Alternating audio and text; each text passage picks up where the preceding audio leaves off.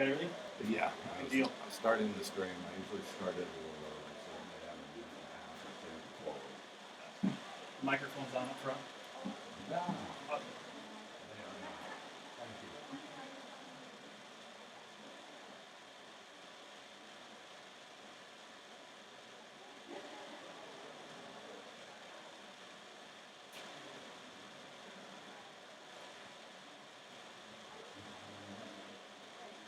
Move around up there. Leave the red off for Right. now.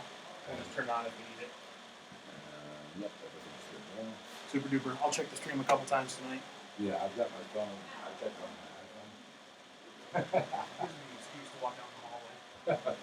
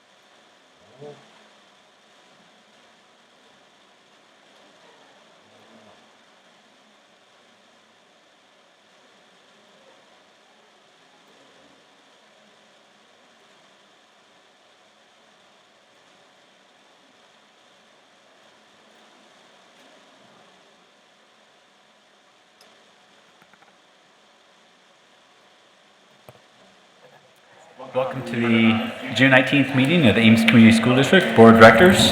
I'll call the meeting to order and take approval of the agenda. So moved. Second. Moved by Rosser, second by Briggs. Discussion? Proceed to vote. All those in favor of the motion say aye. Aye. Those opposed say nay. Passes 7-0. Director Rosser, would you please read the mission statement? The mission of the Ames Community Schools is to ensure that all learners develop the knowledge, skills, attitudes, values, and personal esteem necessary to grow in and shape our changing society. Thank you. And I'll read our public forum disclosure. Residents of the district, students attending the district, parents or guardians of students attending the district, and district staff may address the board about any topic relevant to the district, whether on the current agenda or not. Those who wish to speak must sign up at the beginning of the meeting. Speaker participation is limited to 3 minutes once per board meeting. The views and opinions of citizens addressing the board do not necessarily reflect those of the board, district administration, or staff. Speakers are to remember that Iowa law prohibits the board from discussing specific employees, students, or their performance. Student speakers will state their name and school. Others will state their name and address. Luke, item 3 is pass the discussion items first. Yeah, so I was doing that ahead of everything. So our first item tonight is the Northwood reading adoption. Sorry about that. That's good.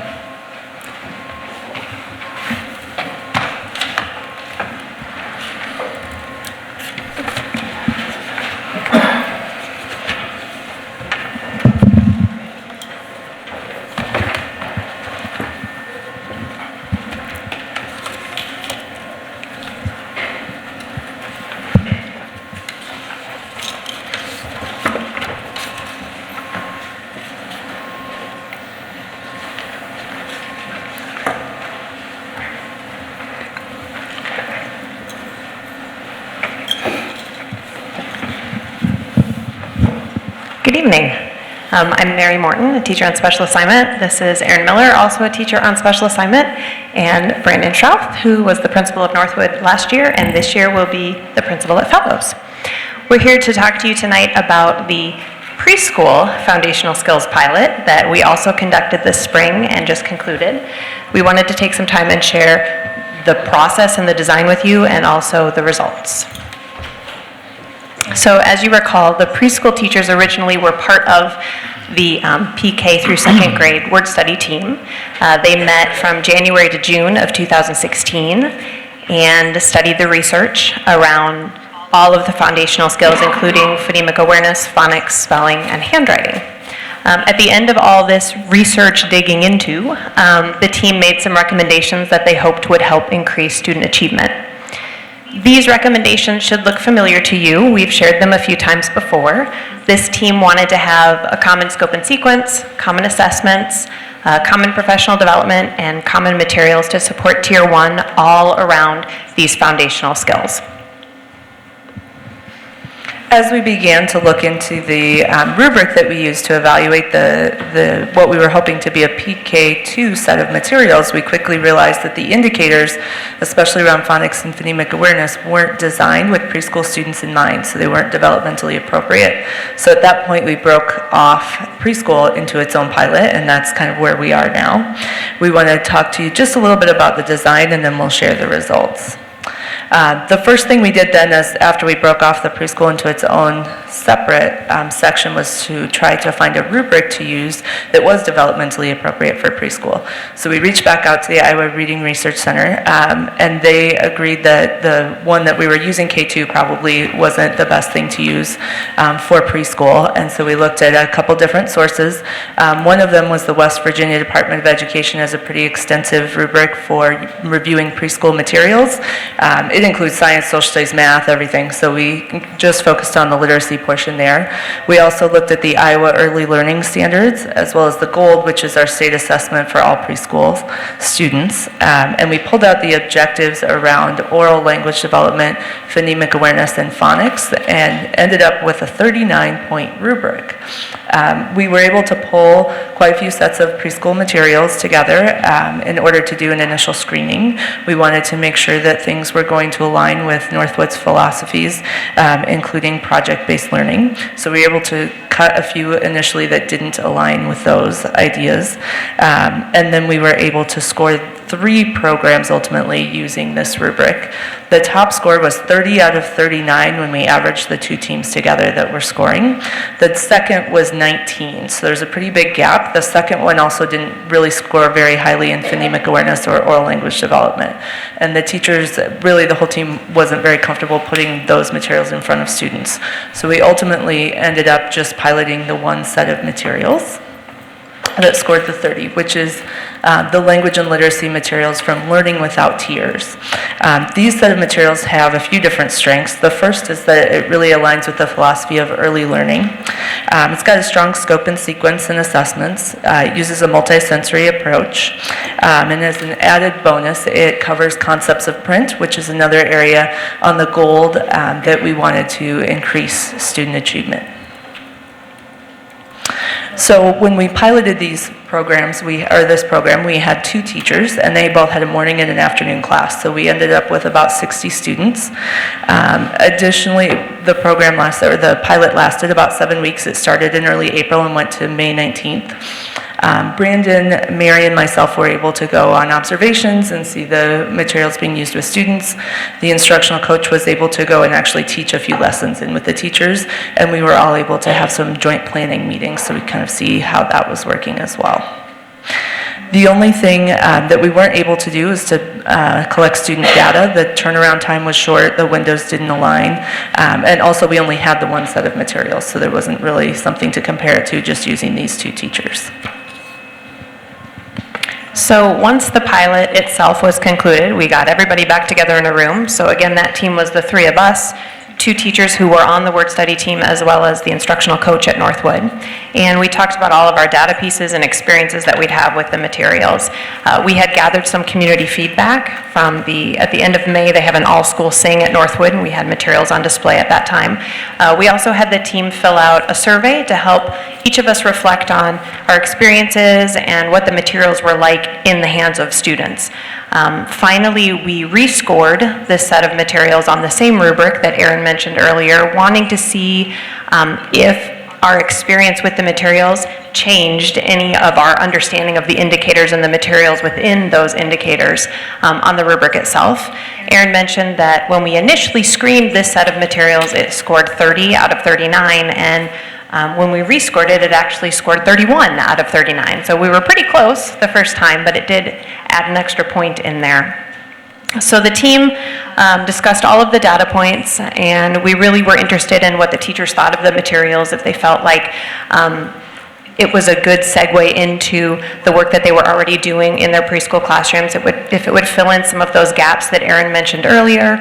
And resoundingly, the whole team felt that these were a set of materials that would really take preschool to the next level. So you'll notice later on today an action item is we are asking that you will approve the purchase of this set of materials, language and literacy. If you do approve that, it's a quick turnaround again, like we mentioned last week, to get the materials in district once we order them, hoping to have the materials in teachers' hands before the school year starts as soon as we possibly can. We also know how important it is for teachers to have professional learning opportunities around these foundational skills. That was one of those recommendations that was originally brought down from the word study team, so that would be happening next year as well. And we also know we need to have a program evaluation piece. We don't have the details of that yet, other than we want to be looking at the goal data. Again, Erin mentioned that earlier, being able to look at subgroups and see how effective this set of materials is with our preschool students. So at this time, if you have any questions, we would be happy to answer them. In your research, how well will this transition into the Foundations program you purchased? So we looked at the Foundations does have a pre-K set of materials. That was the one that scored second actually in our rubric scoring. So it tells you in the teacher's guide that that's set up to teach the routines, and it scores really high on phonics like you saw last week in the regular set of materials. But it didn't have the oral language and the fluency. So one of our goals for next year in the implementation is to make sure that we're looking at how those things align with the team there as they move forward. That's one of the things we're going to be asking, and Brandon can help on both sides.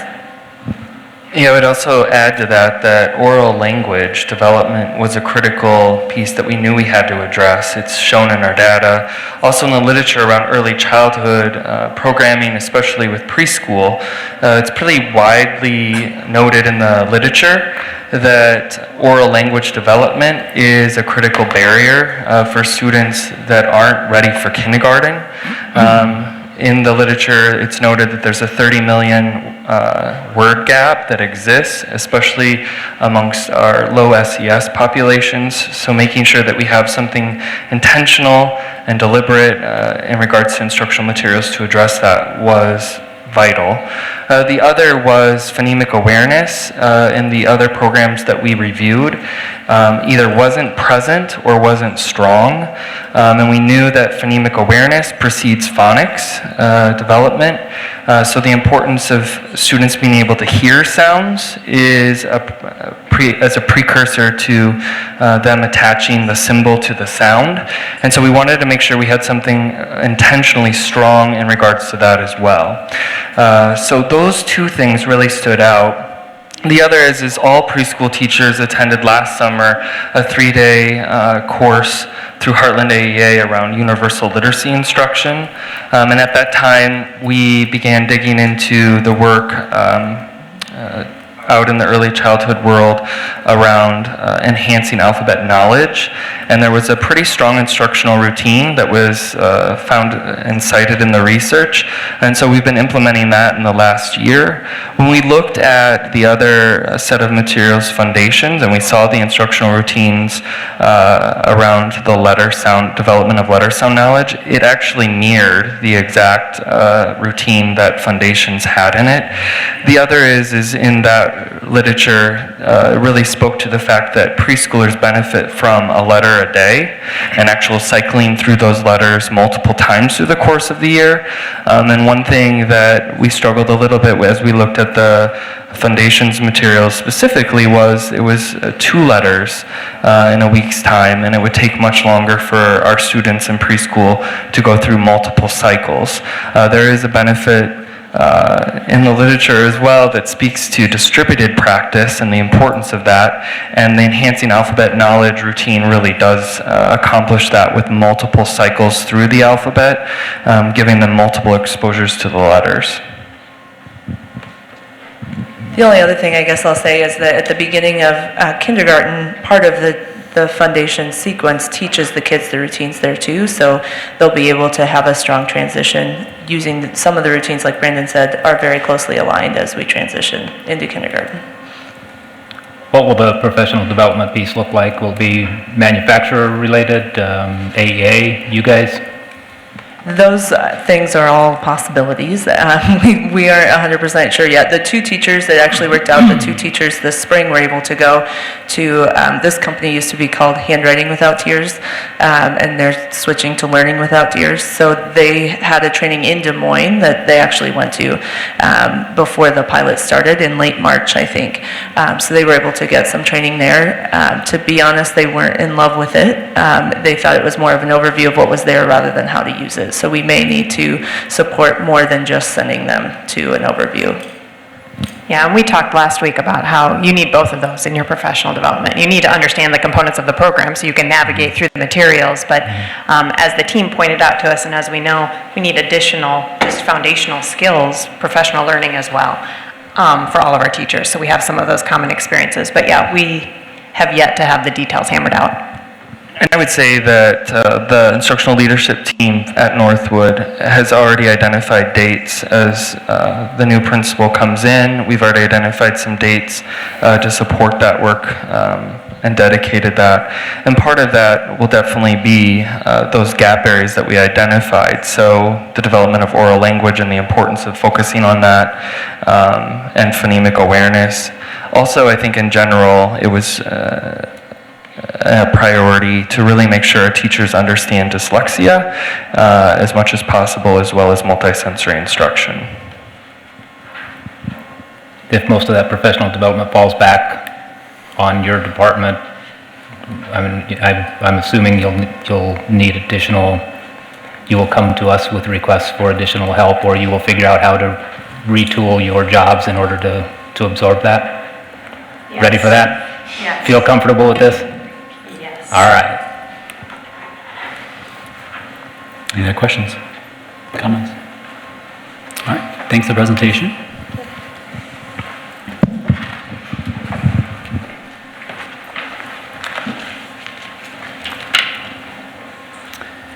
Any members of the public wish to speak on this topic? All right. Moving on to our next item tonight is committee reports. There was no exhibit, but any updates for the board? Policy committee is meeting Thursday morning, 7:30, here in this building. Not sure which room yet. That information will get released quickly, so anyone wanting to attend. Policy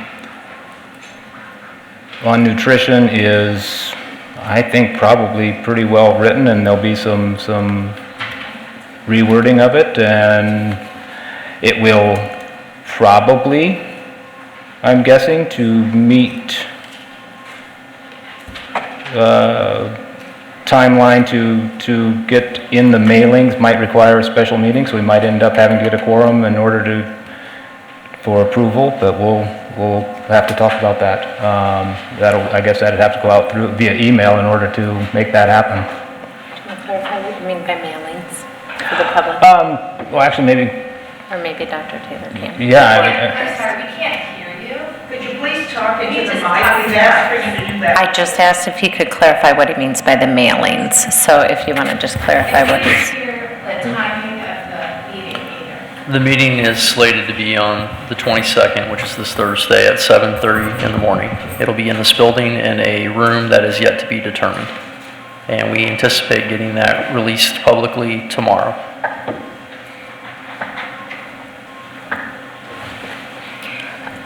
Go ahead, packets that you mail out, what exactly? What the mailing. Each year, we send to each household in the district the packets containing all the information regarding school lunches, the policies, prices, the free and reduced application. So it's an annual mailing that happens the first part of July. So this policy needs to go into that mailing.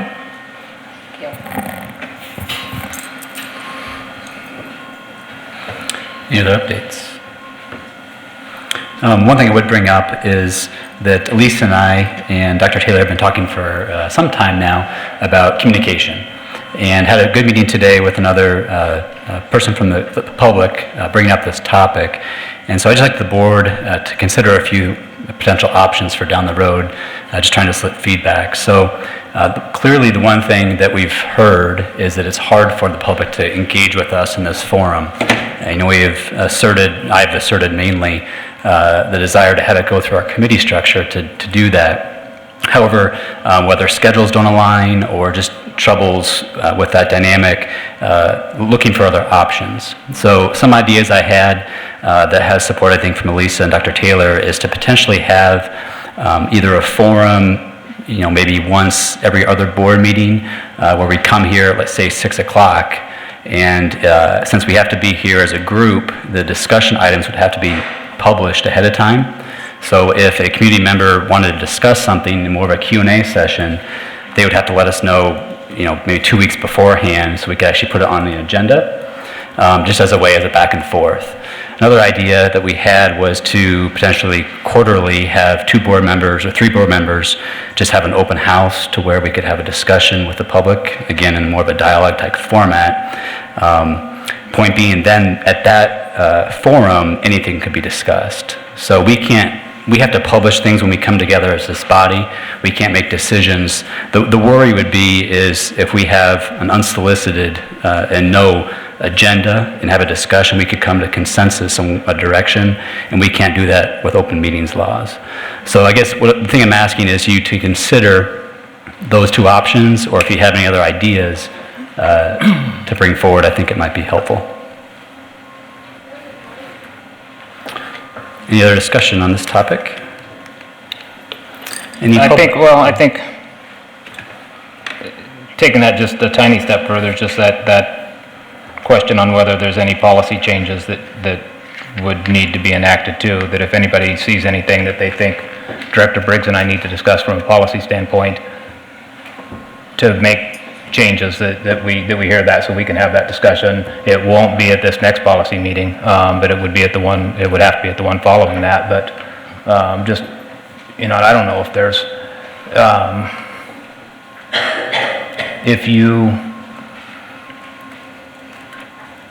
I was the biggest advocate for opening up the discussion items and having more public discussion.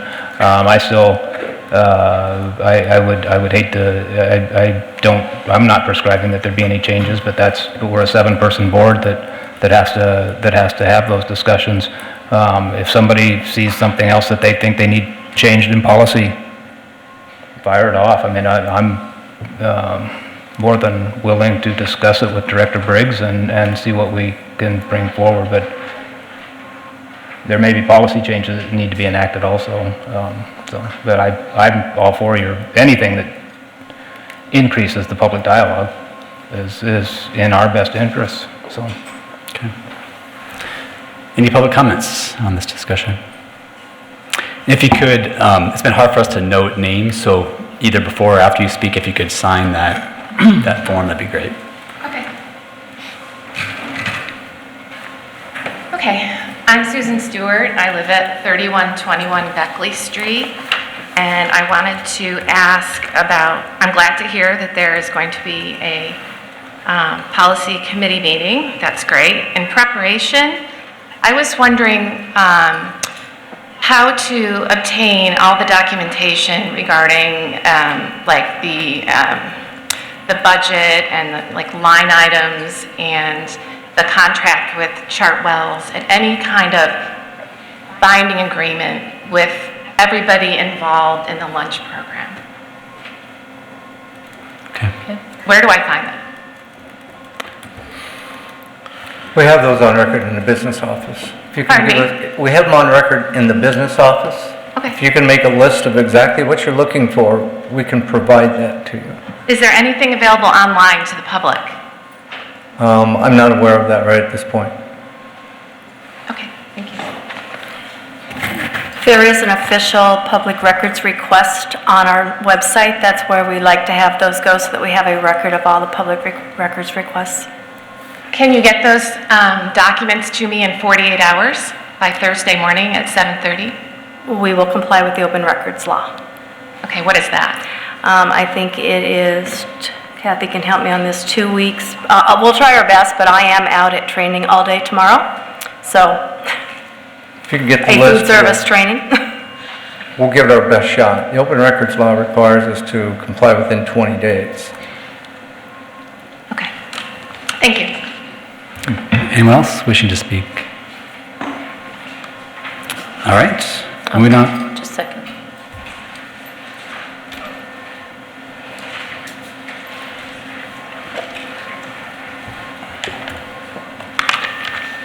Do you want me to sign on the sheet? I had signed on the last one. Do you want to talk to public forum or to the discussion item? Well, I had 2 comments to make, so I can, You just want to go, okay, so we'll just go into the public comments now if you prefer. Or do you want to talk to specifically what we just talked about? I mean, I can do both, I guess. Okay, So go if you ahead. want to go into public forum. Go ahead. Well, in discussion about the communication, I do feel that communication has been lacking from the district. In sitting through meetings for the last year, the district has made lots of comments on record saying that issues are dealt with when they're really not, that there's nothing they can do with then, which then statements change like a week later, causing a public uproar. You guys get emails from community members that are saying, why are you guys saying this? This is upsetting. I know, for me, hearing what Bill Talbot said to the Register, to the Tribune this last week, that was upsetting. I kind of reeled it in and said, maybe I don't need to comment to everyone on the board, but I think that some open communication about what's happening and what's been happening and the issues that people are passionate about, utilizing your community members and actually finding their passion to maybe come to a better consensus and a better situation where people are allowed to feel like they're heard. And I think that what you brought up tonight, that probably would help a great deal to coming towards that. So that's my comment on the discussion item. Okay. I have another comment, but I'll save that. Perfect, thank you. Thank you. I didn't catch your name. Christy Campen. Thank you. Thank you. Anyone else wish to speak? All right, move on to the next item is our public forum. First we have Dan Flannery.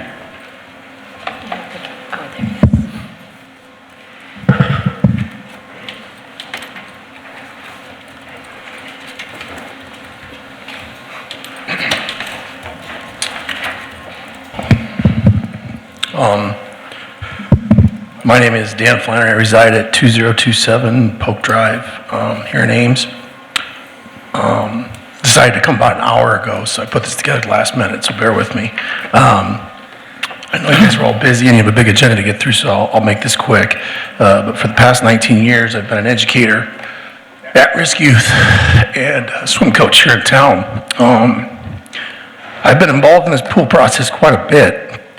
Sometimes I'm not involved. Obviously, I'm not on the board. I feel like I've made my case to the board and other community members the importance of having an aquatic venue, a new one. I think we all would agree on that. But I think it's more important to point out that we need to have one on site. Recently, 5 members of this board voted to continue discussions with the city. And although it was an interesting conversation, We decided as a board, 5 of you decided to continue this possible partnership with the Healthy Life Center in the city of Ames. Since then, I've witnessed the following, and please correct me if I'm wrong. There was no desire to build an on-school property pool. This would be an off-site location.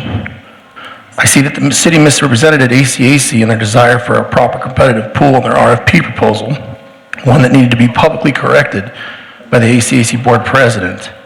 I also cannot find a concrete time frame of when their RFP will be submitted in the discussions in future meetings, whether here or at the city. With all this said, I'm deeply concerned this is how things will be for our new competitive pool.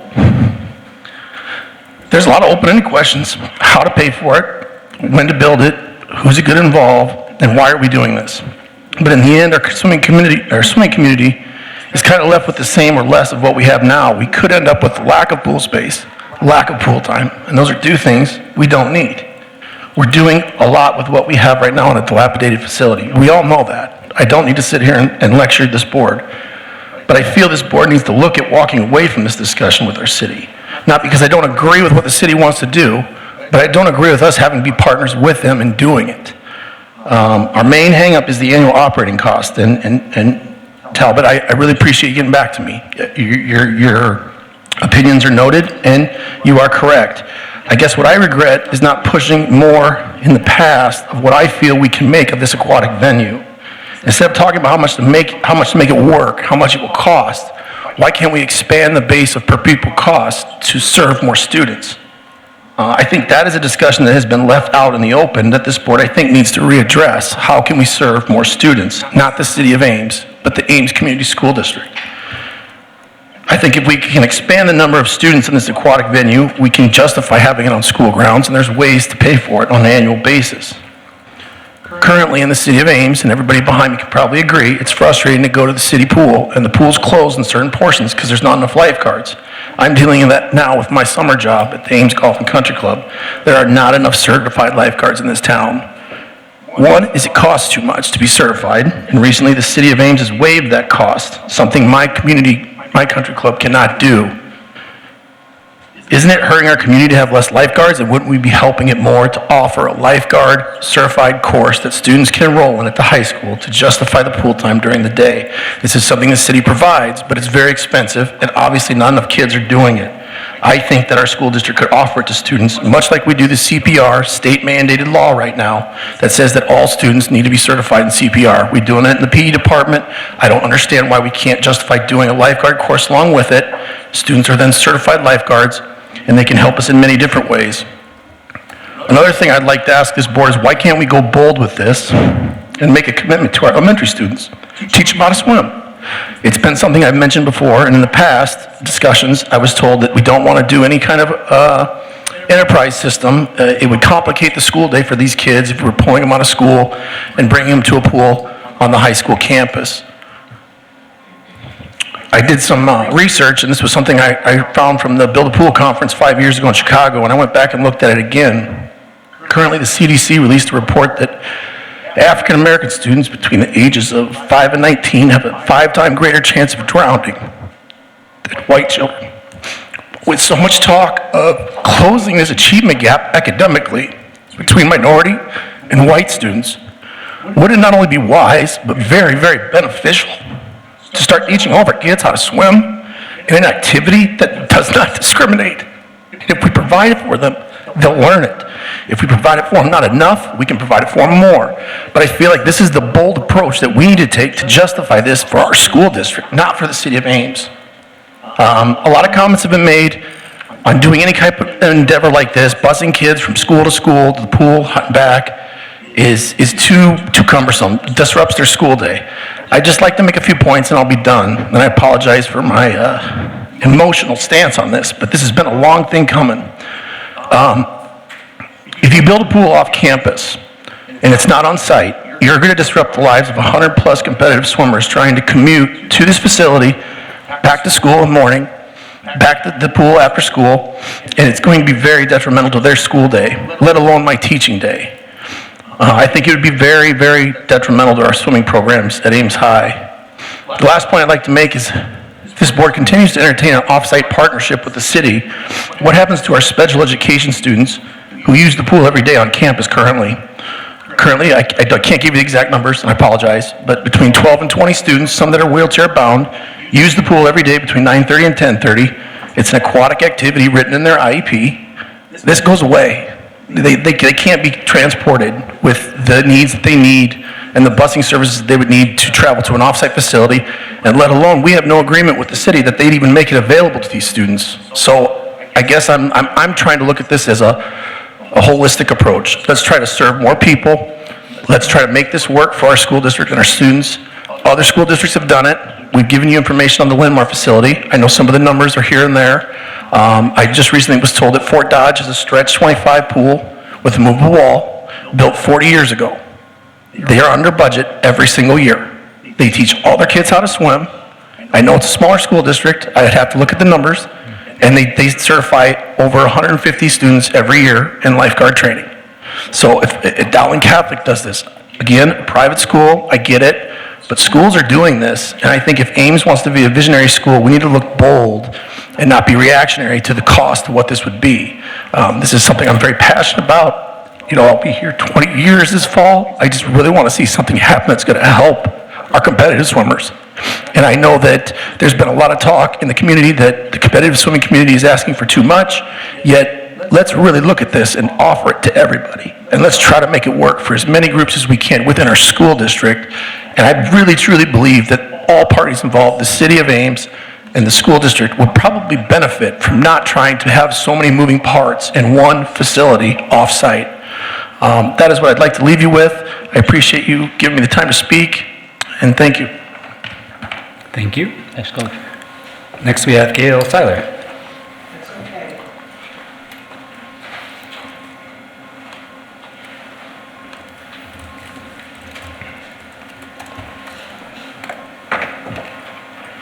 Hello, my name is Gail Siler, and I live at 420 Briarwood Place here in Ames. I'm addressing the board as a representative of the Ames Youth and Schools Action Team. This group is a nonpartisan and apolitical group of concerned citizens with allies across the Ames community whose intention is to shine a light on racial and ethnic disparities that exist throughout the Ames Community School District. These disparities exist not only in academic achievement, which gets a lot of attention, but also in discipline, enrollment in advanced classes and programs, and in other areas. Our members have expertise in education, the law, racial and ethnic disparities, and community organizing. We've come together to offer our expertise and guidance to the district and our community surrounding these issues. But today I'm speaking in response to the recent Ames Tribune article that quoted statements made by current school board members during a forum held by the Chamber of Commerce. We have appreciated our collaborative efforts with the district's administration team to date, which have included 2 full team meetings and multiple other conversations and communications. Because of what we perceived as a genuine and collaborative working relationship, we are disheartened to see these good faith efforts portrayed so negatively in the newspaper article. And we are disappointed that some school board members have the perception that we have a political agenda or personal issues with specific administrators. We would like to restate that our group is nonpartisan and apolitical, and our focus is on addressing systemic district-wide issues. Our group came into existence in the past year because we and other members of the community felt an urgency in addressing the complex issue of racial and ethnic disparities. For example, proficiency data since 2013 show the persistence and in some cases the widening of the gaps between non-white and white students in this district. We believe that we should all be committed to asking each other why racial disparities exist here in Ames and committed to expecting answers and actions. Asking that question should be encouraged and welcomed, not discouraged. We have offered the board several suggested actions to take to ameliorate these gaps. In meetings with the administration, other ideas have arisen. We have now developed a more specific list of possible actions that may be more useful, and we will be sharing that with you this week. We will continue to be a voice at board meetings, committee meetings, and elsewhere, and we hope to continue to work with the district to eliminate these racial and ethnic disparities. There is too much at stake in the lives of African American and Latino students in our schools for this to derail that work. Thank you. Thank you. Next, we have Catherine Fromm.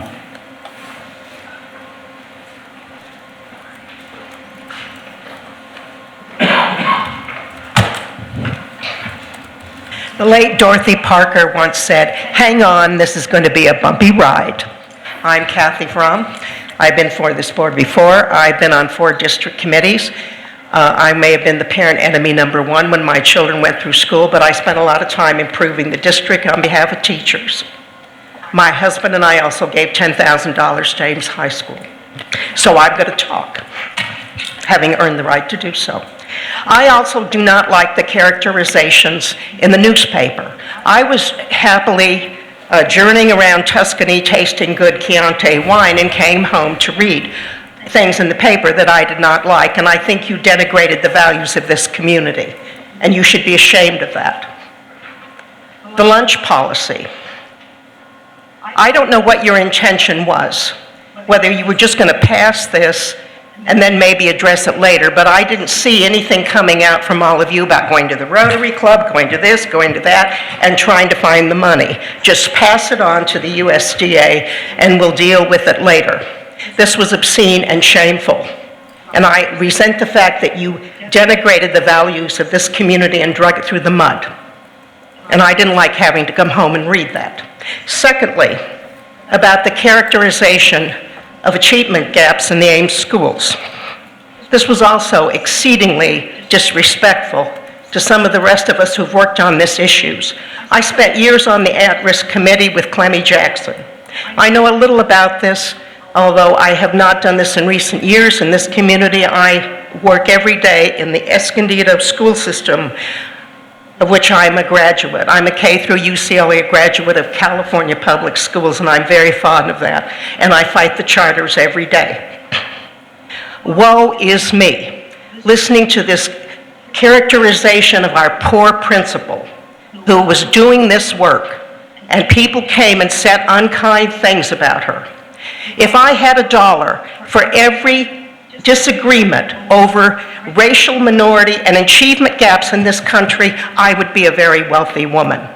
And we've been addressing these issues for a very long time, and I don't know where all you get off thinking this is new and different. It is not. And I resent the fact that you characterize the district in such a way that parents should not come with their grievances, whatever those grievances are.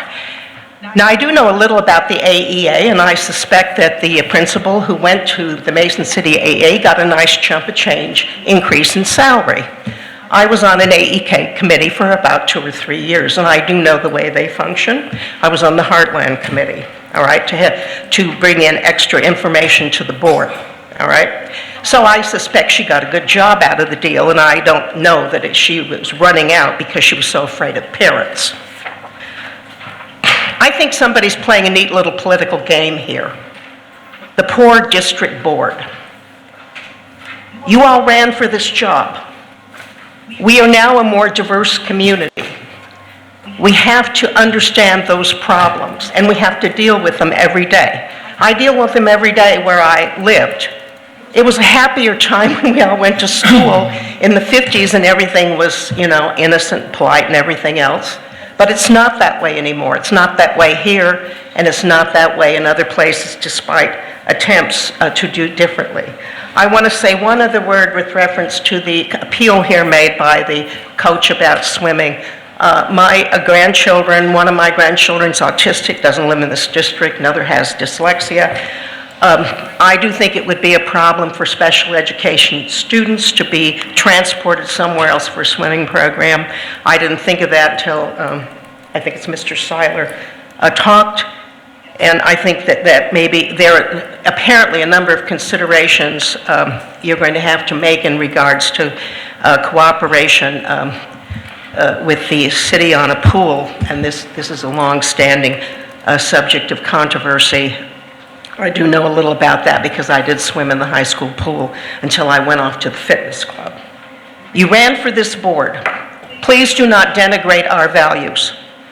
If you think there's a problem with lunches, then I think you all need to be going to clubs and try to recruit the money, or you can assign us all to a committee to try to get it. But the idea that this is just a problem that will come next year, when in fact last year apparently we must have had kids that didn't have any lunch and nobody paid any attention, I don't know.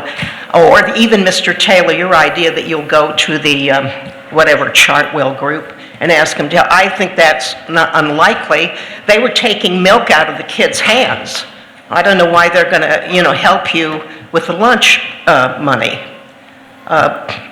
Let me say for Escondido, that in the summer, the high school district serves 32,000 breakfasts over the summer and 36,000 lunches. No questions asked, everybody can come and eat. This is where we're at. And if you don't want to deal with these problems, then do not be on a school board. Thank you. Thank you. Next we have Christy Campen.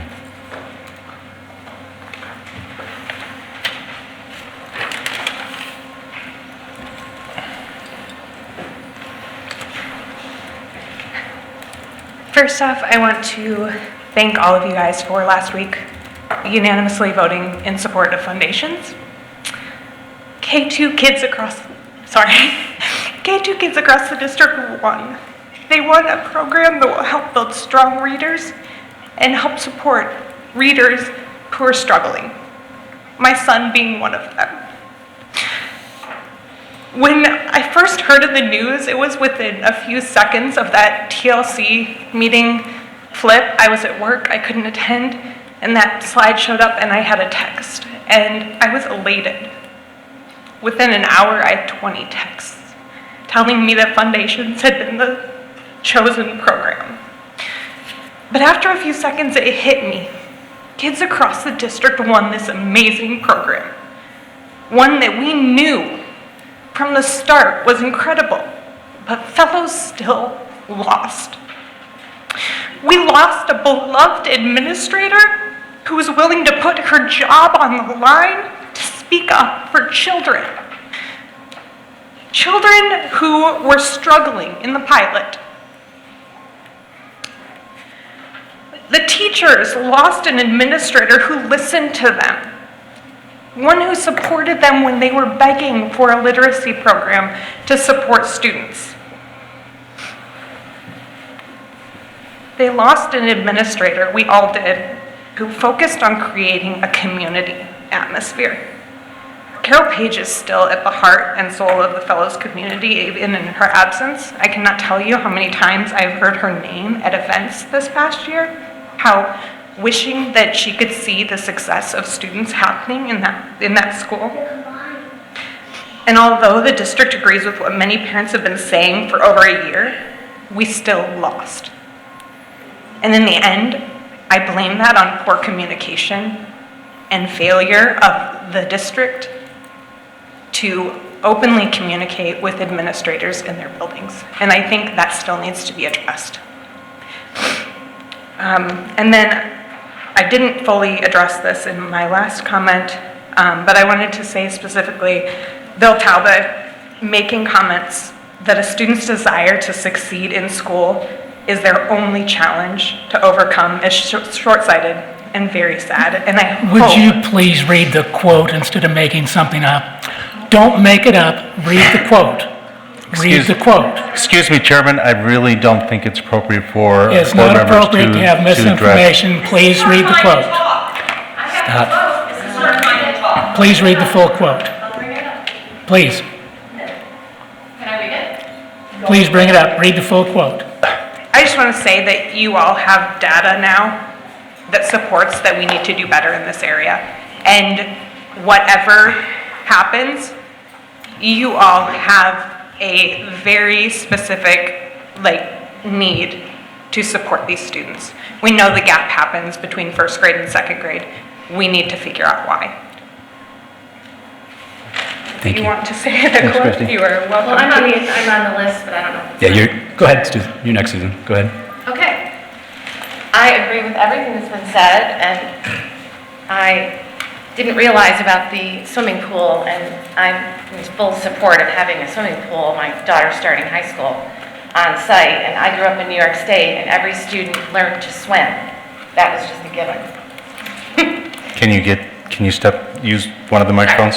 Thanks. Okay, so regarding this newspaper article, 5 of you spoke and gave quotes, and the one about the achievement gap that was being spoken about by Bill Talbot, he said, and this isn't, the Pam Stanglin part is not relevant, but she was looking beyond giving everyone the same opportunity to find out how we could help improve relationships between minorities and teachers, to see if there's anything we can do for minority students to increase their desire to take advantage of opportunities.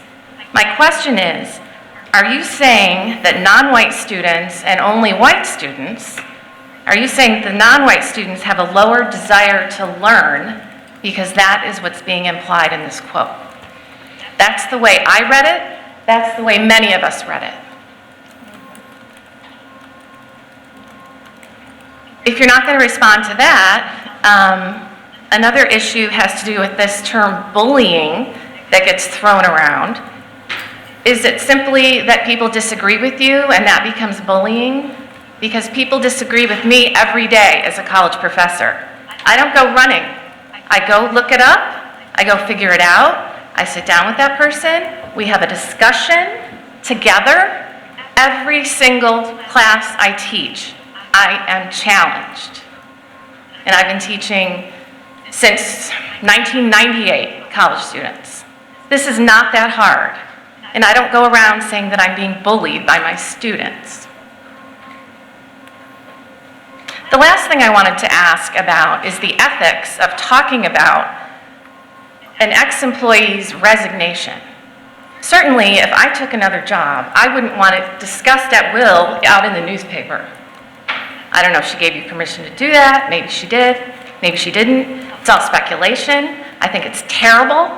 I agree that the way you portrayed our community, all but one person who spoke out in the paper, is terrible. And why would you do that? I think you should all look at yourselves, and I agree, if you don't want to do this work, and I know it's a lot of work, don't be on the board. Don't do it. There are lots of people who care and want to do this work. Thank you. Thank you. And last we have M.E. Murphy. Maggie? Oh, sorry.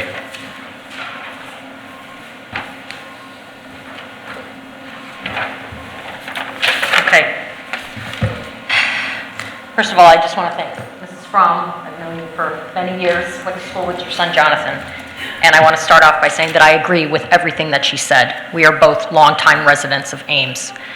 I don't know where things got off the rails. I guess I look at this discourse, this discord between the community.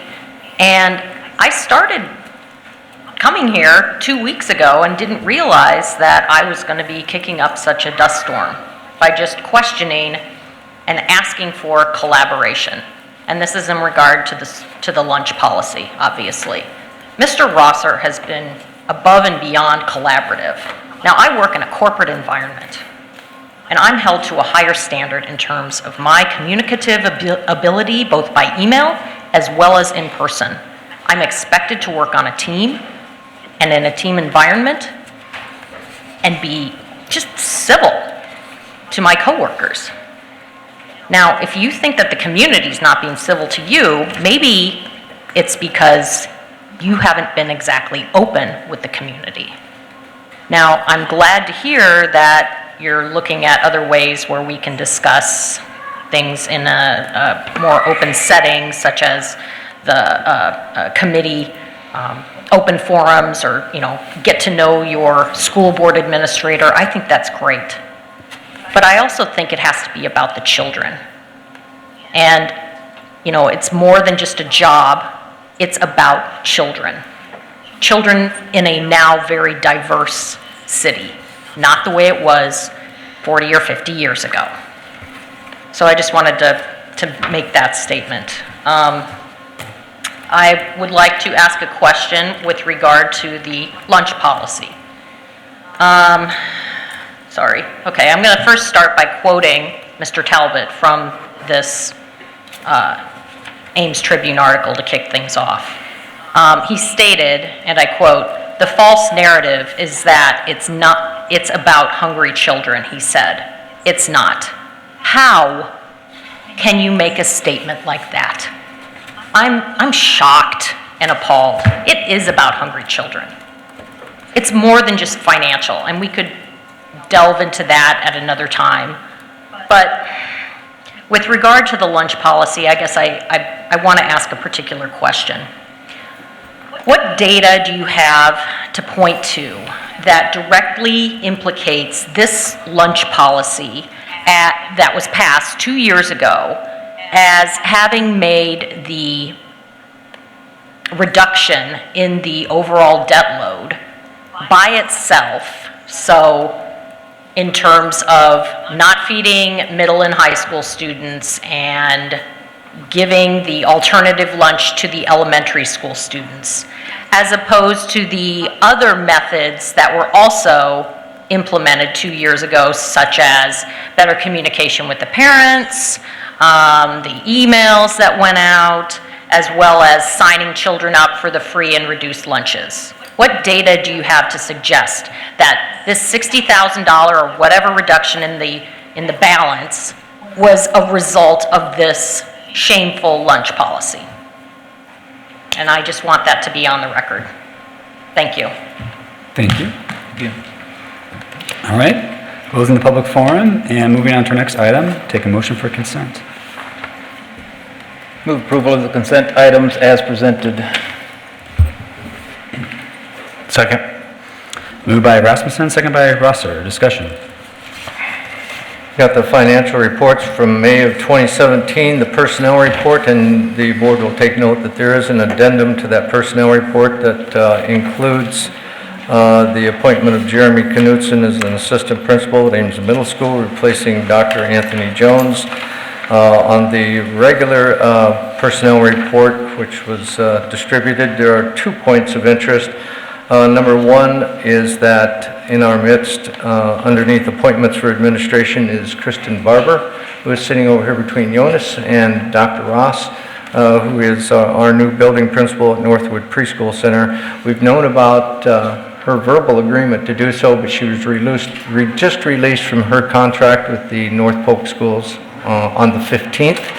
And for public input or knowledge, it's against the law for an individual to hold a teaching contract or an administrative contract in 2 districts at the same time. So we had to wait for her board to release her before we could offer her contract.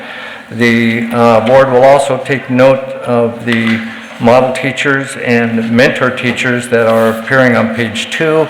At this current time, we have plenty of them that are listed as model teachers. Once we get all of our new teachers assigned, some of those people will be shifted over to mentor teachers.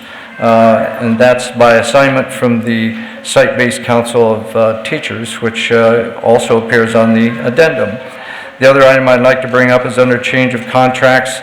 For approval on vote is to eliminate item number 3, which is a voluntary transfer request at this point that we are still waiting on finalization. I got a little bit anxious with the personnel report to get that one out in time.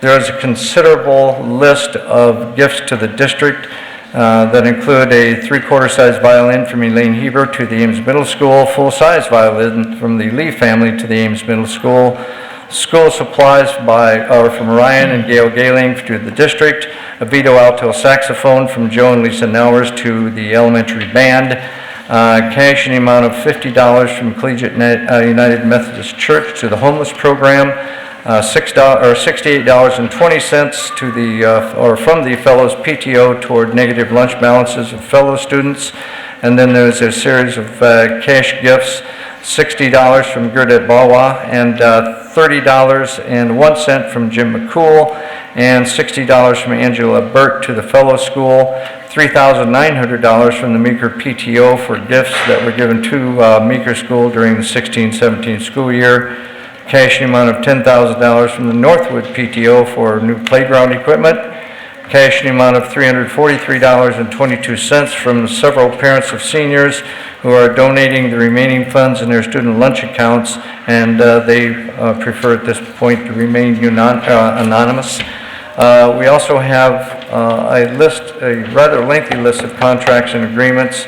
John Kinley as the Director of the Story County Consortium, it's an extension, an agreement with Grant Wood for business and personnel software, the agreement with Goodman Artists for a presentation in February for our orchestra students, the agreement with ISU for the use of their cross-country course this coming fall. There's also an agreement that erroneously is identified as Ames Golf and Country Club, but it is with the Vinker Golf Course for our golf team, boys and girls, to use in 17-18.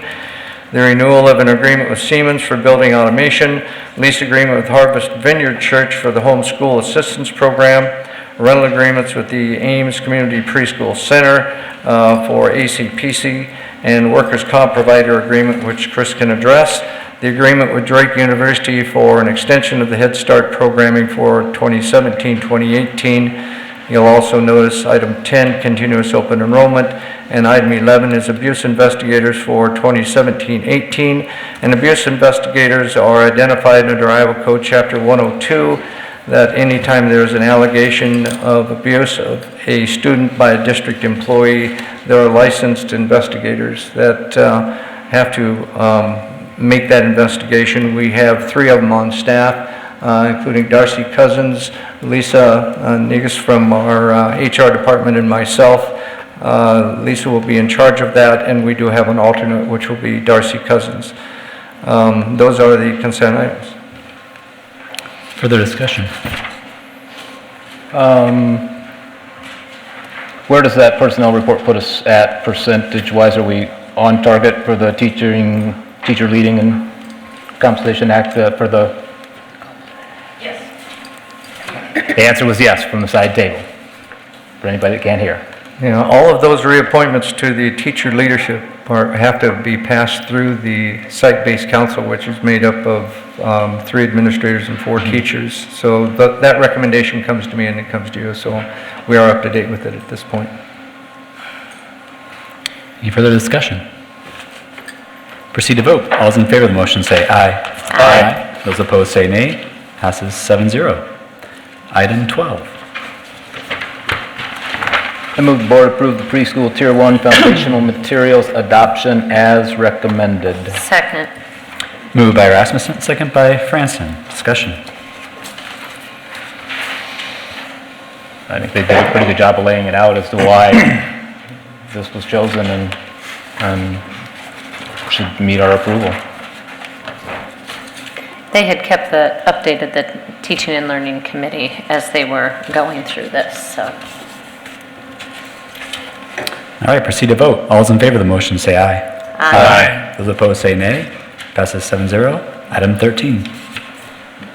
I move that the staff members appearing on the attached list be reappointed to their respective coaching and co-curricular assignments for the 2017-2018 school year. Second. Moved by Rasmussen, second by Rosser. Discussion. I may add for board information that there are still some items or positions that are identified as vacant on the chart. There's also the last name behind that or before that, which would indicate who held that position, but they still remain vacant at this point. Proceed to vote. All those in favor of the motion say aye. Aye. Those opposed say nay. Passes 7-0. Item 14.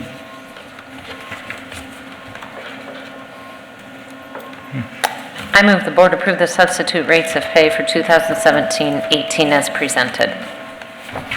Second. Moved by Franson, second by Rasmussen. Discussion. This one was brought up last time as a possible consideration for increase of the substitute rates. And after visiting with board leadership and trying to give my explanation, at this point our general fund budget has been set.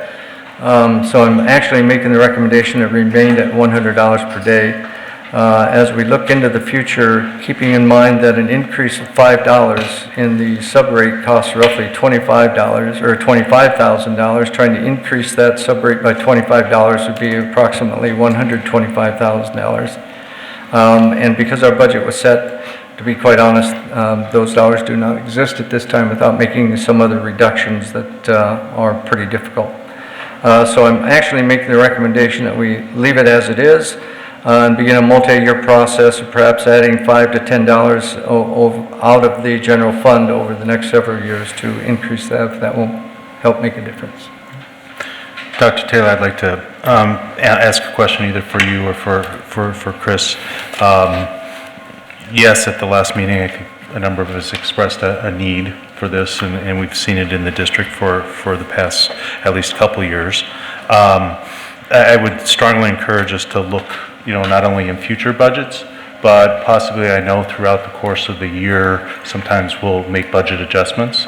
If we find the stars line up where we're struggling again, we're having trouble, because we're frequently talking about a lot of professional development, and let's face it, a lot of the sub time that we require throughout the year is because of professional development.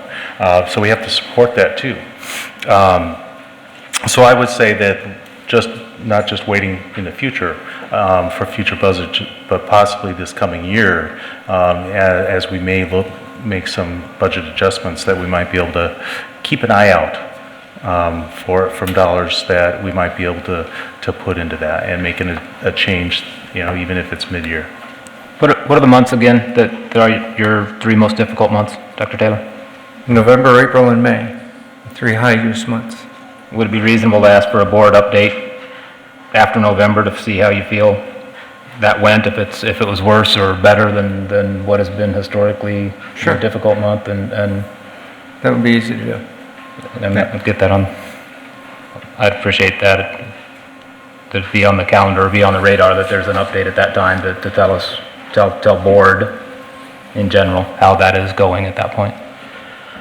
I would just like to say, as the person who raised the question, that I appreciate the fact that we were willing to take a deeper look into this issue. I respect the fact that the budget has already been established, and that as a result of that, it is very difficult to make a change of this nature at the last minute. I'm also very appreciative that we are willing to consider a multi-year tiered approach to resolving this issue so that we are more competitive with other communities that, quite frankly, are in competition with us for these teachers that come in and help us on a day-to-day basis. So that being said, I would like to say that I will support moving forward, knowing that we will look at this issue with some serious consideration from this point. Any other comments? Proceed to vote. All those in favor of the motion say aye. Aye. Those opposed say nay. Passes 7-0. Item 15. I move the board approve the superintendent's contract for the 2017-2020 year as presented. Second. Moved by Esposito, second by Rasmussen. Discussion. I think we had a very healthy conversation in our meeting. I'm not going to share obviously any details from the closed session, but I thought it was a very healthy conversation with Dr. Taylor regarding everything and in support of the contract change. I think just one general statement I want to make as educating the public is people often say, well, what is your role as a board? Well, this is one of our main roles. We have one employee. So we have this person that reports to us. Everybody else reports to Dr. Taylor. So, but thank you for your leadership. I absolutely will be supporting this, but just want to thank you for your leadership. Thank you. Any other discussion?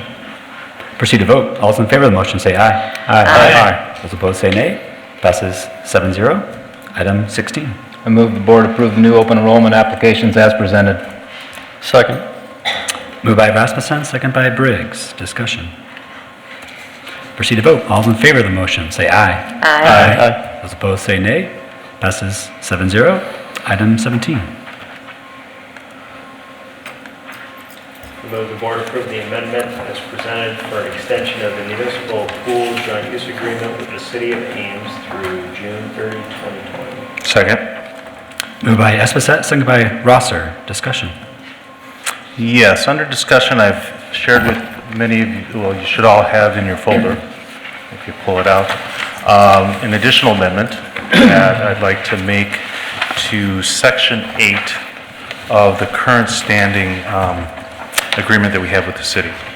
And the underlying section is the section that would change from the current agreement. The rest of that paragraph is what's contained in that Section 8. So I'll just read it for the public real quick. It's under section titled Fees and Rules, and the amendment would state, the city and school may establish, charge, and retain reasonable fees and admission charges for use of the pool and pool building, period. All of these fees shall be shared equally by the city and school.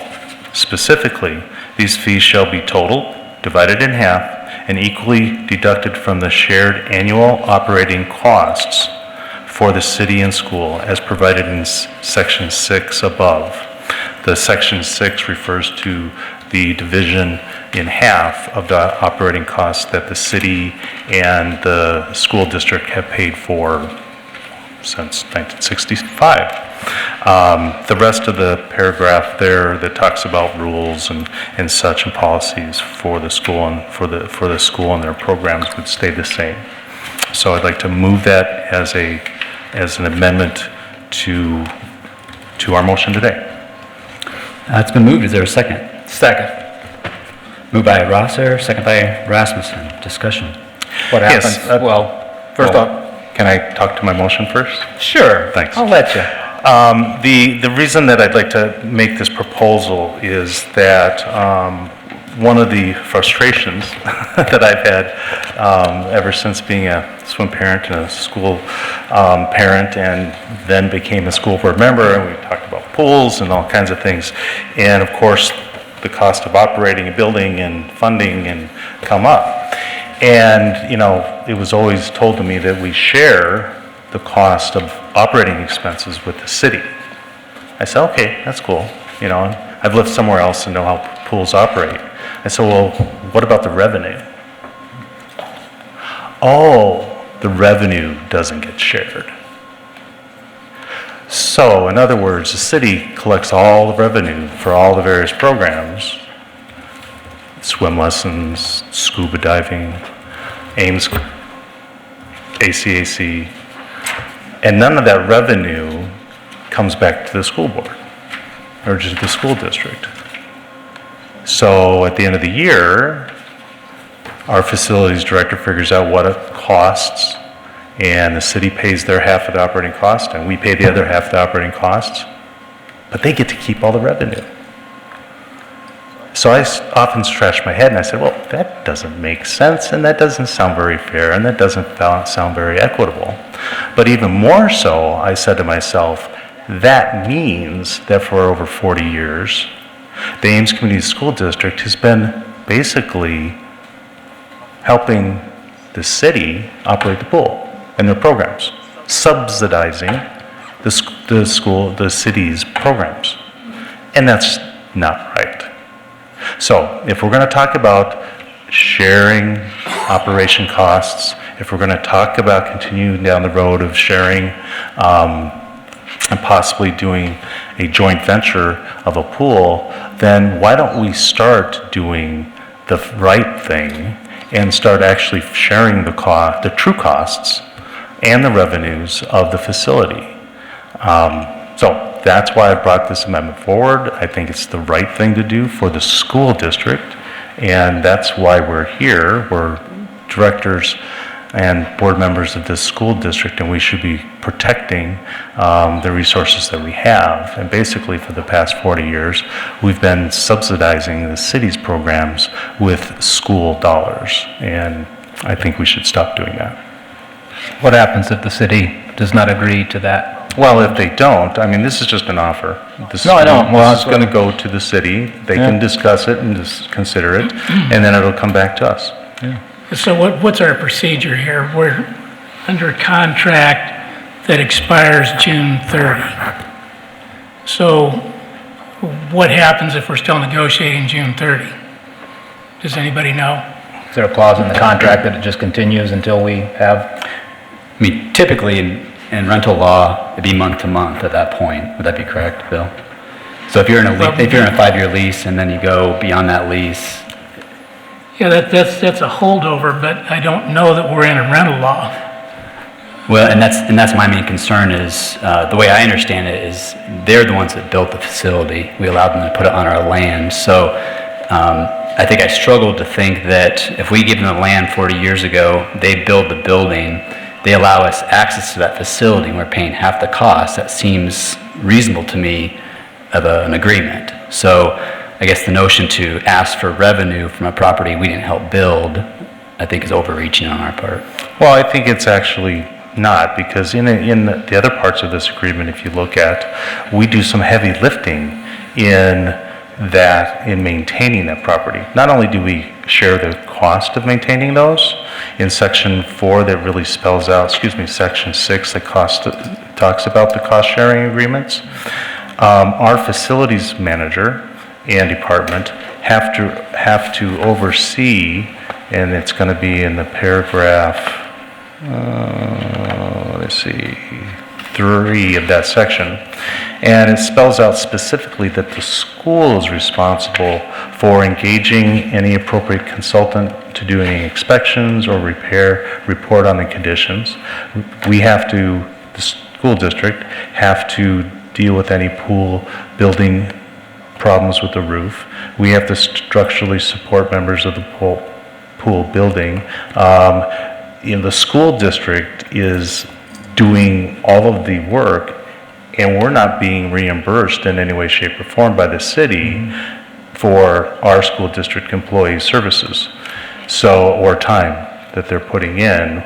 And the most recent example would be the work that's been going on with the HVAC system and all the work that our employees have been doing to rectify that situation there. That has been all on our dime, not on the city's dime. So I really think that, again, this is something that we should propose to them, and sure, they can say no, but, at least if we don't ask. I'd add to that even if the city will not agree to this and we go back to just the contract as written, at some point this pool situation is going to change, no matter how you look at it. If we end up building another pool on our school property and then the Healthy Life Center does not go forward, the city is going to come asking to use our facility. We know it's going to happen at some point if they don't get the pool that they want. And the contract that was agreed on 40 or 50 years ago or whatever it is dumbfounding to me as to how it ever got approved. I'm guessing that a couple of people just stood around and said, well, this is the way we should do this, and that's just what they went with, and then it just stayed in effect the way that it was. It's completely lopsided. And so even if it gets shot down by the city, if and when we have to negotiate the next contract on the next pool, there needs to be some shared management, some shared time considerations. We need to take a much more active role in allocating the schedule, and we should share equally in the revenue. And this gets that point across to them now, that when the next contract comes up on the next building, we're sharing the revenue. They may shoot this down, but I think we have to ask. I agree with Director Rosser.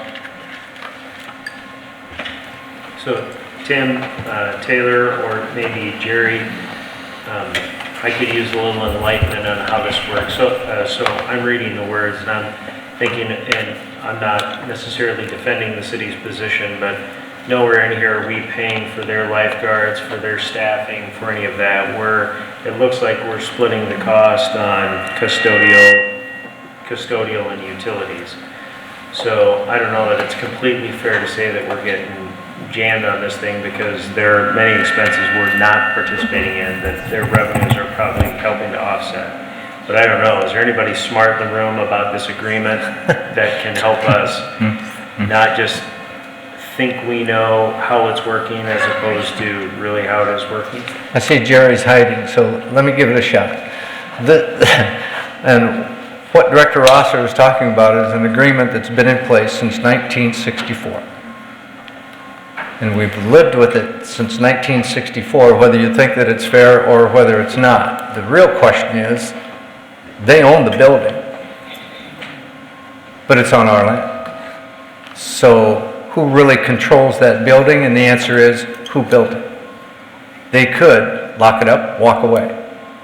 That would leave it on us to demo and to remove it from the site. I don't think the city would do that.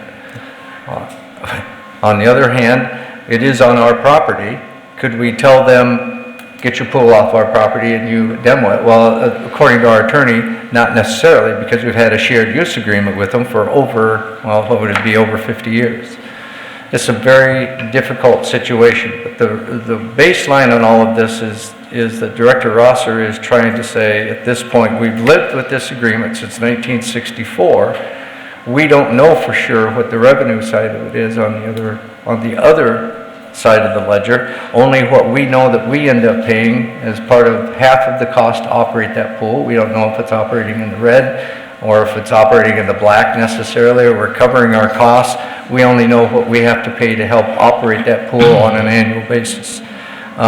So I don't know that there's a real legal answer to it, Mike. I think this would be one of those that would go round and round in court for a long, long time, depending on where you flip the... From my perspective, it's less legal and just more practical. Sure. So I'm not thinking we've been subsidizing pool operations. I don't know many pools that run in the black. I think a lot are run in red, but candidly, I don't know. I'm just not imagining that we've been doing this for 50 years, that there's got to be some offsetting cost that the city is offsetting with some of the revenues that they're generating.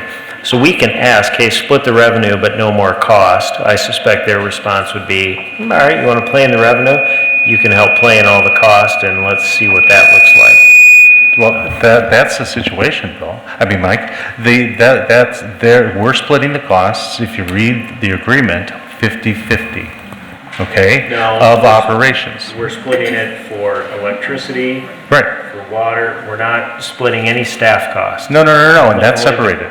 That's separate for their programs. They pay their programs or such, and we do the same thing. Okay, but we know in investigating, looking at building the pool ourselves and looking at various partners, we know that they're bringing in more than $30,000 a year just from one group. So what revenue do we want? Do we want the ACAC revenue? Do we want the swim lessons revenue? Do we want the birthday party revenue? I don't think we should pick.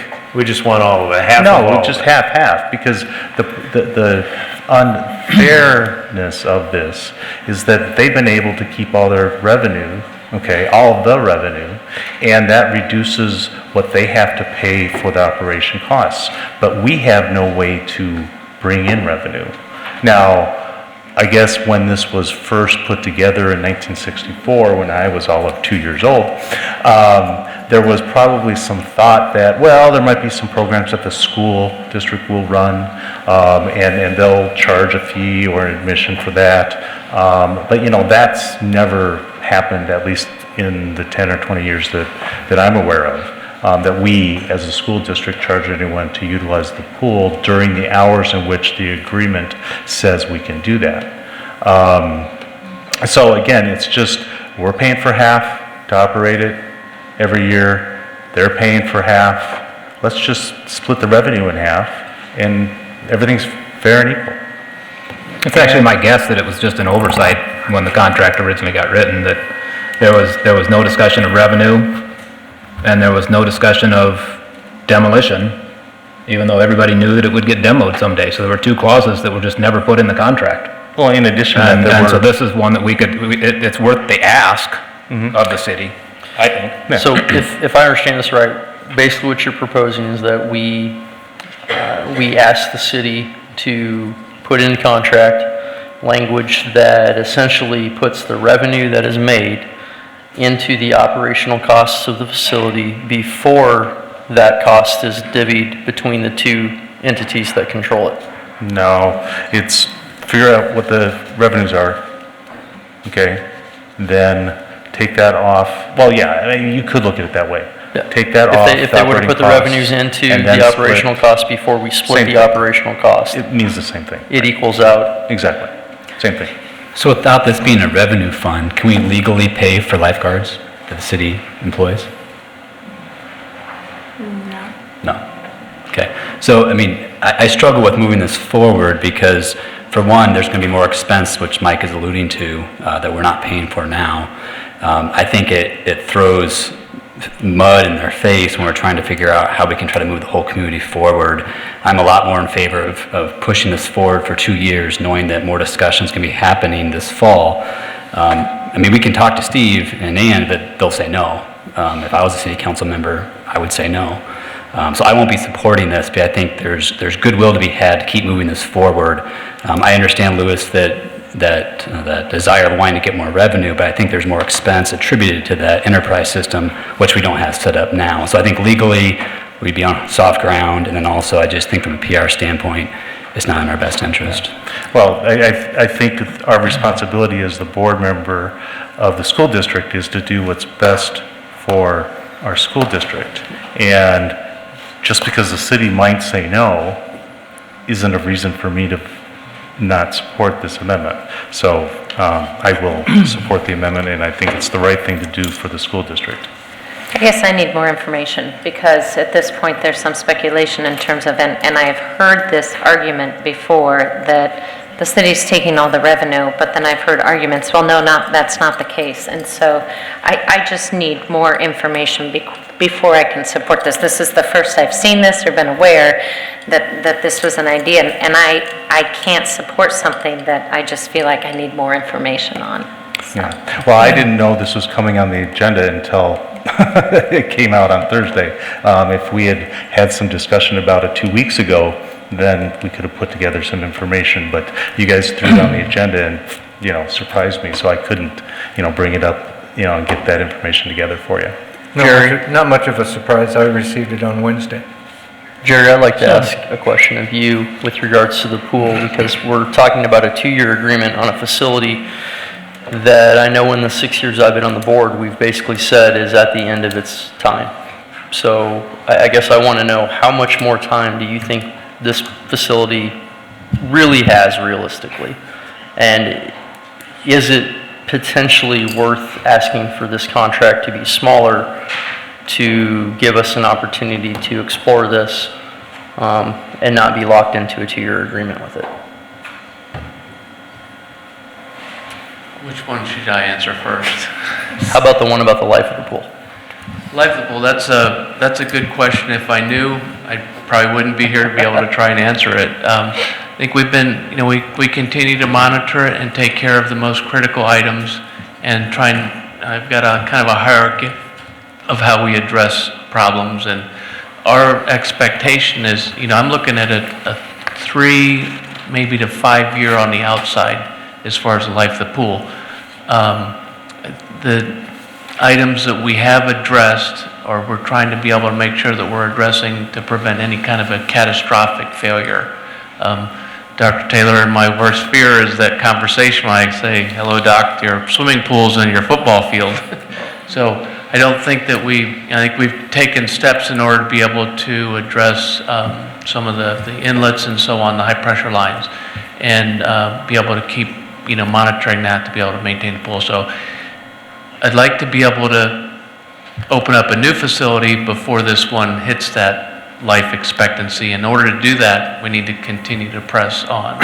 So with this. 3 to 5 years, probably absolute. Yes. And we'd like to have something figured out, if I'm not mistaken, to address that and have a new complex established before that time. By 2020 would be really ideal if we could. So I guess for me, the real question is a 2-year agreement the right agreement at this point, or would we be better served to be doing a 1-year agreement just to continue to patch this until we have an end date certain?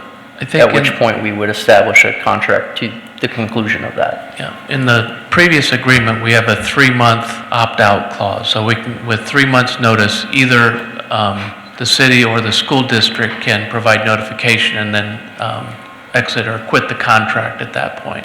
I think the other reason why I feel that the 1 year might be a better option is because it gives us an opportunity to both address the concerns of this issue that's been brought up by Director Rosser, as well as something that Director Rasmussen brought up with regards to demolition, which is not currently established under this agreement. And my fear is at that point it will become a school district responsibility because it's on our property. I have all kinds of issues with this. Pools are obviously very complex. The amount of money they bring in, the amount of cost, and I like your thoughts, Louis. I really do. I've been pretty vocal about the city being unfair to the school district for years. Some of the things that the city does to us is they force us to pay for building permits and they don't make Iowa State pay. The school district and Iowa State are both governmental bodies. Why do they treat us so badly there? Stoplight on Dotson made us pay for that when there was no reasonable manner in which you could believe that the school district was responsible for that stoplight. Had it been any ordinary developer, they never would have paid for it. So I've been very vocal about the city taking advantage of our situations. But I don't want to, in this case, interfere with our ability to negotiate demolition. That's one issue. If we press the revenue issue, will that interfere with our ability to negotiate demolition? Because it's not addressed. The building's on our property. So do we have to pay for all demolition if the city gets mad? The second thing is the way it's written, it's unlikely the city would participate, or agree rather, because they pay for their programs, and we're saying that we split all revenues. So the wordsmithing, I think, would need to be addressed just a little bit. The third thing that concerns me, I don't know what happens if we don't have a contract in place June 30. I simply don't know the answer to that. I would suspect that the city would continue negotiations with us, but I don't know the answer. So those are my 3 concerns. I'd say, Rodney, just to clarify, the proposed agreement is a 3-year agreement. So it's from now until 2020. The past one was a 2-year. I stand corrected. Well, because I was thinking something similarly. Could we we'll all have better clarity in a year about if our paths forward diverge or converge. And as much as I don't necessarily feel that we've been treated as a fair partner in this adventure, I really think that I would be willing to support the terms as written for a 1-year deal to give us more clarity and an opportunity to contractually address those other concerns, and then be able to finalize a contract for the final extension, my hope, on this complex. That might not be a bad idea to make it a 1-year contract, just because the demo part really needs to get negotiated sooner than the end of the contract. It seems like it'd be in our best interest to get that negotiated over the next year, so a year from now, when the next contract, that next 1-year extension is put in place, we have the demo cost figured out, who's taking care of this, rather than we get done with that pool and we've got ours wherever it is, and who's going to take care of knocking this thing down? Yeah, who's been communicating with Parks and Recreation about this extension? Both of us kind of. This one. It's been a process, put it that way. So we worked with Parks and Rec, I worked with Keith Abraham on the previous contract, and that brought us up to this year. Has there been any warning put forward to them that there may be changes? No. No. Dr. Taylor and I did talk with city leadership in the past about this upcoming. We never agreed to anything or was proposing anything outside of the fact that it will likely need to be extended. But we didn't talk about demolition or anything else with everything on the horizon. Just one matter of note, when we were doing the stadium project, one of the aspects, we did an alternate for the demolition of the wading pool because that wasn't done anymore or wasn't being used anymore. And the city did pick up 100% of the cost for the demolition of the wading pool. So they did cover that demolition cost. So I guess the question is, does the board, I guess, want to move forward on the vote with this amendment that Lewis made? I guess we might as well do that, and then we can talk whether it goes up or down about how we want to proceed. Lewis, I agree. I like the idea of reaching out to see if they would say yes. That's good to communicate that. I think they'll say no, but we can always ask. So unless anyone is opposed, let's move forward on the amendment. Any other comments? Well, the other thing I'm thinking about, shouldn't we have a dialogue with Parks and Rec before we go to them with a different contract?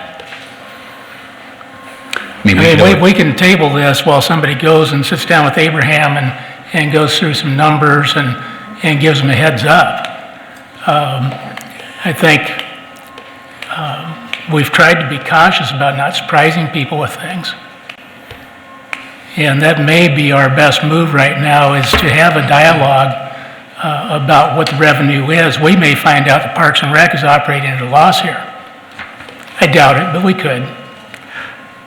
I'd support tabling it, and if I'm not mistaken, if somebody were to make a motion to table, it's non-debatable, we just vote on it. Yeah, if you do it to a time certain. Well, you can table it indefinitely or to a time certain, but the motion to table is non-debatable, so. Anybody want to table? I'm good with that, but let's see. I think, just go ahead and take a look at it.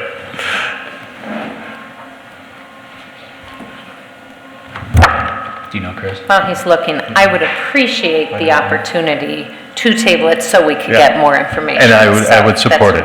Yeah. So once Motion, second, vote. No debate. Okay, so is there a motion to table? Second. I think The you motion? No, you have to say the motion. I thought he did. I don't know if anybody made the motion. I was just talking about the possibility. I'll motion to table it. Okay. Second. Moved by Rasmussen, second by Rosser. Any further discussion? Proceed to vote on the table. All those in favor of the motion say aye. Aye. Those opposed say nay. Motion is tabled 7-0. Yeah. Now, the result of that, it tables not only the amendment, but the main motion. So the whole thing is tabled. Right. Correct. All right, items from the board.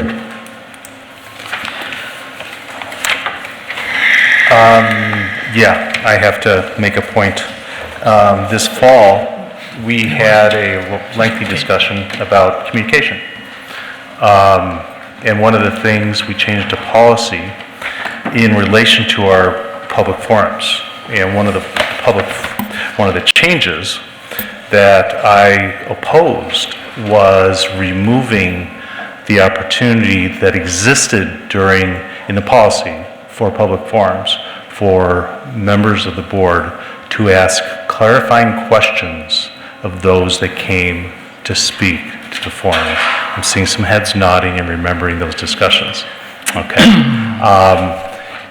And I moved to put it back so that board members could continue to have the opportunity that when someone comes to us with a statement or a concern or facts, information, that at least the board would have the opportunity to ask a clarifying question, have some semblance of communication back and forth, so that instead of just a come speak to us, and we sit here stone-faced. So I tried to avoid that. So tonight, we went against that policy. One of us did. And when somebody was making their comment, they interrupted them, and that was inappropriate. So for future meetings, I would ask that we've established a policy, and let's please stick to our policy. That's what we agreed on in the fall. And again, I'd just like us to stick to that policy and you know, do the right thing. I just want to, again, tell everyone that I appreciate the comments that were made tonight from the community. I realize that we often find ourselves talking before the board when we have a concern that we're quite passionate about. I remember myself being in that audience 6 years ago doing the same thing that you're doing now, and I appreciate the passion that you have behind your addressing those concerns. I would ask, however, that when you come and ask a question in that, because the fact that the policy does not allow for the dialogue, it would be a request of me that you email that question that you ask to the board so that we can have that dialogue that you ask for when you're at the table. I don't think that's unreasonable. Otherwise, what's the point of asking that question? Because I don't have your email addresses, and if it's something that I could answer or would like to have a further discussion about, that gives me a means to do so with you directly. So if you come and you ask a question, not just make a general statement of concern, I would just ask out of respect that you also email with that question to the board. And that gives us a chance to have that dialogue. I'd say it was one of the better forums we had in a while. People think that we sit up here and don't pay attention to any of that, and we just sit here stone-faced and don't listen to anybody. I've got a full page of notes from everything, and to Rodney's point, the one thing that we have to be careful with when we reply to people, we reply to one, we reply typically. Every once in a while somebody might hit a reply all, but all of my replies, I sure try to exclude all of the rest of the board members in those emails, because we can't have rolling communication between all of us as a board. And so I know that we've had instances in the past that we have had people that have taken the emails and then forwarded them to the entire board again, and we really can't have that. That part of that open communication is that it needs to be between that person and the board member, because if we start having all of us in that email exchange, you know, we could be getting into a situation where we're swaying other board members' minds via email and via conversations instead of in an open meeting, and we do try to avoid that. Couple things regarding the article in the newspaper, and a couple things that people did bring up, and you know, since I'm the one that Austin asked in order to get the comment from Mrs. Danglin that he used as the quote, yes, and Austin was provided that full email that does say that Mrs. Stanglin gave that authorization to use that quotation. As soon as information was shared with me as to some of the reasons behind her leaving, I was a little distraught, and we're all in this together as a community. We've got to decide how we're going to treat professionals, and I hate to see good people leave our district. I've talked to our new middle school principal. I'm confident that he's going to do a great job, and he has my full support. But anytime that you change the leadership in a building through unintended consequences, it's you know, I mean, that change is difficult. And so I didn't want to see her leave. When I found out a lot of the reason that she opted to leave and what that put her through personally, yeah, I mean, I was upset with that. I've personally apologized to her, and I'll publicly apologize to her that she decided to to make a career change over the events of being at a board meeting.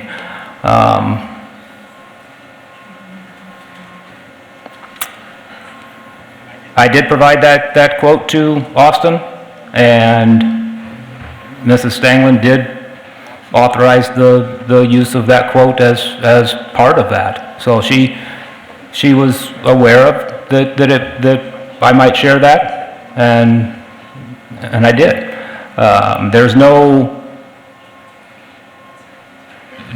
was absolutely no confidential information that was shared that she was not aware of. In any organization that does exit interviews with people that leave, you can get some valuable information to grow your organization, to actually improve and get better as an organization. I've done that over 25 years in business. When somebody comes in and tells me they're leaving, I have a conversation with them to find out why. I want to know why I'm losing a good person. And there's times that I've made changes. So, knowing exactly why she left our employment, we can learn and grow from that and hopefully improve. So I guess it's my turn. Well, to start with, I apologize for my interruption during public forum. Louis, you are correct. That was against policy. The reason I did it is because I am very passionate about this school, and I'm very passionate about not having omission or half the story, or just a piece of the story, or sound bites. Folks, this is a fine establishment. We have a wonderful school district. We need to pull together and tell the whole story about our success. And as far as having conversations about things that aren't successful, call me up. I love discussing, debating, tearing things down. But what I would like to do is get to the root of the problem. Let's get to the root of the problem. Maybe it's easier for me because I do this in trial all the time. You find what the real problem is, not the symptom, not the result. You find the problem and then you cure the problem. Matthew Goodman actually gave us a quote that fits that philosophy quite well. Don't do anything if you don't move the needle substantially. He sat right here at this table and said that a few weeks back.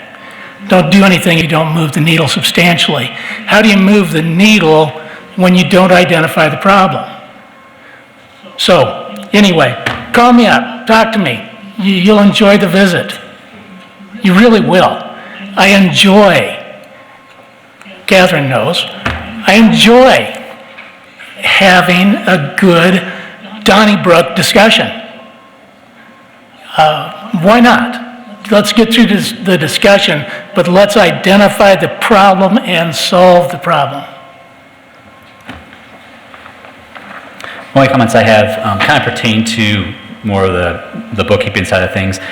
Since we've gone to the new policy of comments during the discussion items, it's been clunky on how we sign up, the statements I make.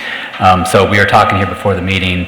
I think we may change the way we do this going forward to where I think the City Council has little pieces of paper available to where if you want to sign up either before the meeting starts or even during our discussion, you could just bring that forward and we can have it for our record. So it just doesn't work well because previously it was always you had to sign up before the meeting.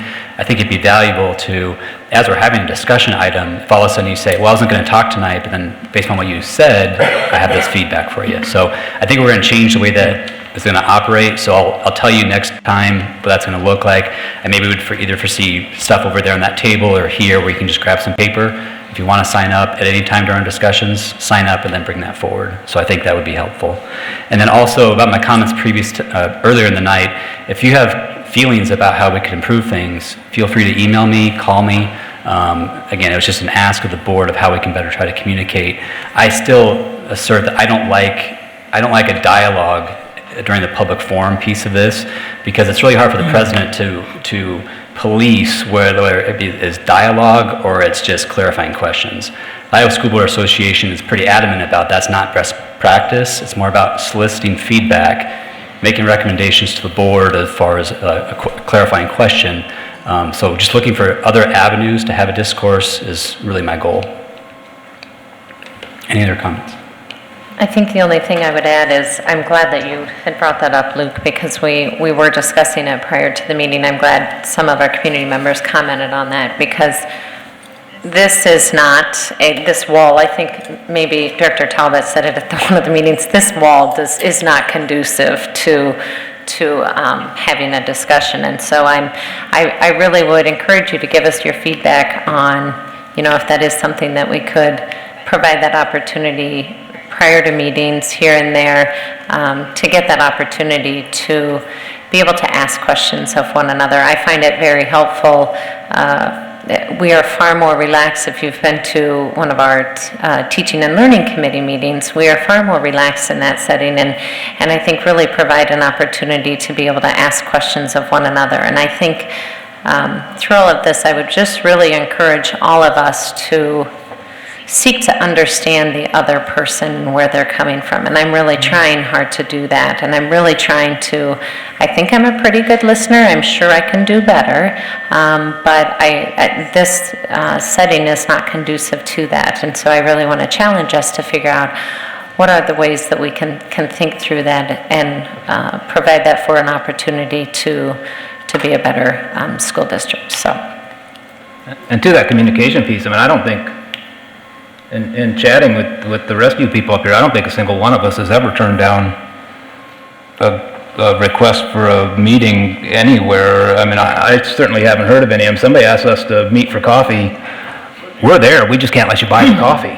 We have to buy our own coffee if it's more than $3.25 according to state law, I think, right? So we have to buy our own coffee, but we meet anybody, anywhere, anytime is what it has come to, and that open communication channel is there. All of our email addresses are on the website.